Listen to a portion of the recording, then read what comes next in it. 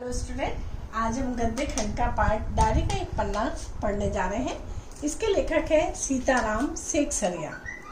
देश परतंत्र था और इसको स्वतंत्रता दिलाने के लिए अनेक लोगों ने अपनी आहुति दी है।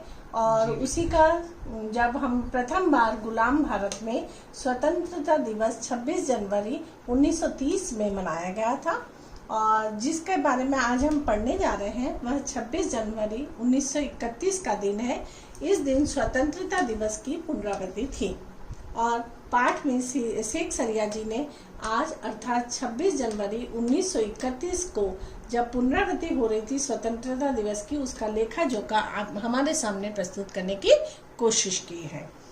कलकत्ता के इतिहास में आज का दिन अमर था। आज का दिन अर्थात 26 जनवरी 1931 का दिन। गुलाम भारत में पहली बार स्वतंत्रता दिवस 26 जनवरी 1930 को मनाया गया था, परंतु कलकत्ता में उस दिन इसके लिए कुछ विशेष तैयारियां नहीं की गई थी। कलकत्ता में इस बात का कलंक था कि वहाँ पे स्वतंत्रता के लिए कोई काम नहीं किया जा रहा, और इसी कलंक को धोने के लिए आज उन्होंने वहाँ पर बहुत सारी तैयारियां की थी। केवल 2000 रुपया तो स्वतंत्रता के प्रचार प्रसार के लिए खर्च किया गया था।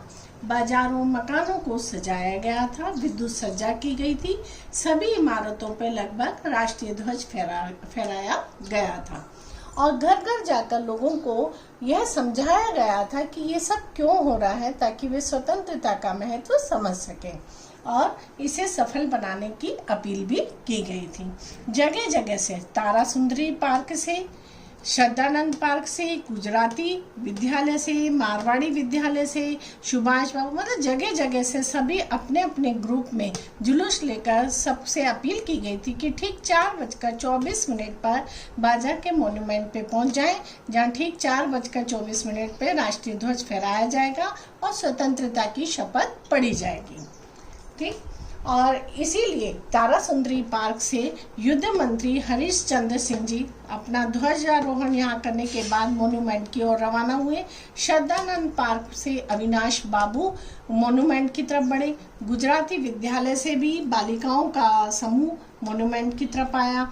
मारवाड़ी बालिका से भी, जिसमें मदालसा बजाज नारायण भी थी, और ये सब मॉन्यूमेंट की ओर आ रहे थे।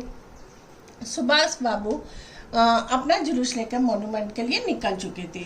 सुभाष बाबू के जुलूस का पूरा भार पूर्णोदास पर था, और जब ये जुलूस सुभाष बाबू का जुलूस चौराहे पर पहुंचा तो पुलिस ने इसे रोकने की कोशिश की।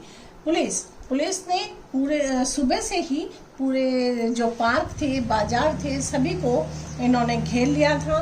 उन्हें ऐसी आशंका थी कि ये 4:24 का समय दिया है, लेकिन हो सकता है ये पहले भी अपना कार्य कर सके या किसी प्रकार का कार्यक्रम कर सकते हैं, इसलिए उसने सुबह से ही पार्कों बाजारों को घेर लिया था। पुलिस की लॉरियां इधर से उधर शहर में घूम रही थी, क्योंकि उस समय कानून भंग करने का नियम बन चुका था। कानून भंग क्या था?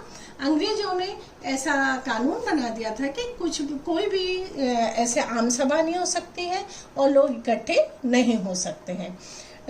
इस कानून बंद करने के तहत लोगों ने, जो काउंसिल थी उसने नोटिस दिया था। ये एक तरह से ओपन लड़ाई थी, क्योंकि इन्होंने पूर्व में सूचना दी थी कि हम ठीक 4:24 पर मॉन्यूमेंट पर पहुंच के ध्वजारोहण करेंगे और स्वतंत्रता की शपथ भी पढ़ी जाएगी। जबकि पुलिस ने अपना नोटिस निकाला था कि किसी भी प्रकार की आम सभा न हो, और यदि ऐसा होता है या उसमें कोई सम्मिलित होता है तो उस पर अमुक धारा लगाकर उसके विरुद्ध कार्य किया जाएगा।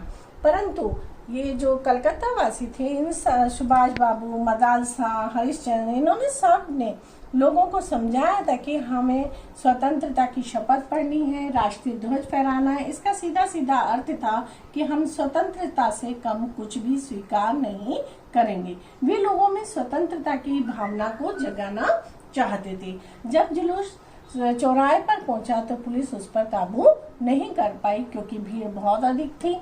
जब जुलूस मोड़ पर पहुंचा तो पुलिस ने वहां पर उन्हें घेर लिया और लाठीचार्ज करना शुरू कर दिया। इसमें कई लोगों के सिर फट गए थे। क्षितिज चटर्जी का भी सिर फट गया था, खून बह रहा था।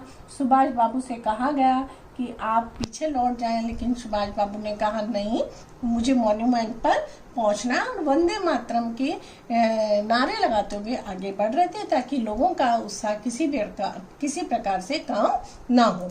विशेष बात यहाँ पर यह बताना चाहूंगी कि कलकत्ता के नाम पर एक कलंक था कि वहाँ स्वतंत्रता के लिए कोई कार्य नहीं किया जा रहा। वह आज काफी हद में धुल गया था और यही कारण है कि 26 जनवरी 1931 का दिन कलकत्ता के इतिहास में अमर हो गया। यह कभी भी पहले ऐसा नहीं हुआ था। 105 स्त्रियां इसमें गिरफ्तार हुई थी, ये भी एक अद्भुत था जो पहले कभी नहीं हुआ। 160 लोग घायल हुए थे, फिर भी इसे अनुपम कहा गया, अनोखा कहा गया। वह इसलिए क्योंकि जब ये सब लोग मॉन्यूमेंट पे पहुंच रहे थे और इनको जगह जगह रोका जा रहा था, इन पर लाठी चार्ज कर रहा था, उस समय भी ये स्त्रियों की भूमिका अद्भुत थी। ये स्त्रियां रुकी नहीं, इनके मन में किसी प्रकार का कोई डर नहीं था। ये सीधी मॉन्यूमेंट की सीढ़ियों पर चढ़ती जा रही थी, वहां पे राष्ट्रीय ध्वज भी फहरा रही थी और स्वतंत्रता की शपथ भी पढ़ रही थी। इस तरह से जो कार्यक्रम था उसको पूर्णाहुति देने में स्त्रियों की भूमिका अद्भुत थी। और यदि ये नहीं होती तो हो सकता था कि उस दिन जो कार्यक्रम होना था वह सफल नहीं हो पाता।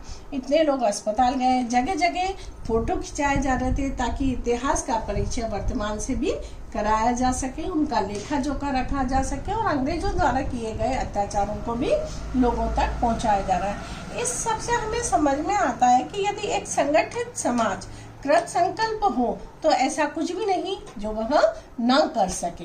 हमने यहाँ पर इस लेसन को देखा। डायरी एक विधा है जिसमें प्रतिदिन की सभी घटनाओं को लिखा जाता है। यहाँ पे शेख सरिया जी ने 26 जनवरी 1931 का जो लेखा जोखा है वो डायरी के एक पन्ने में संग्रहित है और जिसके द्वारा हम आज ये जान पा रहे हैं कि उस दिन क्या हुआ था। आप सबसे पहले लेसन को पूरा ध्यान से पढ़ेंगे। हर पैराग्राफ में से कम 3 प्रश्न बनाएं अवश्य रूप से, और प्रश्न बनाकर आप लिखेंगे भी ताकि मैं ये जान सकूं आपने लेसन को पढ़ा है या नहीं। सभी प्रश्नों के उत्तर भी आप लिखने की कोशिश करें और फिर हम एक नए